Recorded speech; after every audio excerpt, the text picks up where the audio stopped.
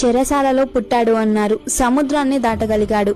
6 రోజుల పిల్లవాడు అన్నారు, అసురుల పాలిట యముడయ్యాడు. గోవుల సంరక్షకుడుగానే ఉండగలడు అన్నారు, గోవర్ధనగిరిని చిటికెన వేలితో ఎత్తాడు. పిరికివాడు అన్నారు, పాము పడగలపై నృత్యమాడాడు. వెర్రిగా మన్నును తింటాడు అన్నారు, విశ్వాన్ని మొత్తం నోట్లో దాచగలిగాడు. ఒట్టి అల్లరివాడు అన్నారు, ఆడదాని గౌరవాన్ని చరిత్ర చూసేలా చేశాడు. ప్రేమలో ఓడిపోయాడు అన్నారు, కానీ ప్రేమనే గెలిచి చూపాడు. నల్లని వాడన్నారు, నీలి మేఘశ్యాముడయ్యాడు. కత్తి పట్టలేడు అన్నారు, కానీ జగన్నాటక సూత్రధారి అయ్యాడు. తెలివిలేని వాడు అన్నారు, తెగిస్తే సమస్త లోకం హడలిపడింది. స్త్రీ అంటే గౌరవం లేదు అన్నారు, శాపాన్ని మాత్రం మౌనంగా స్వీకరించాడు. యుద్ధ భూమిలో శూన్యం అన్నారు, సుదర్శన చక్రాన్ని తిప్పితే సూర్యుడే మబ్బుబారాడు. రణరంగంలో సామర్థ్యం లేదు అన్నారు, రథసారథై సత్తా చూపాడు. ఆఖరి ప్రశ్న, నువ్వు ఎవరు అంటే, అర్జున, నేను సమస్త లోకానికి గురువు. రాబోయే కాలానికి కర్మనవుతా, రక్షకుడిని అవుతా, అధర్మం పట్ల అసురుడిని అవుతా. ధర్మ సంస్థాపనకై దశావతారాల్లో 8వ అవతారం ధరించిన శ్రీకృష్ణ పరమాత్ముణ్ణి నేను.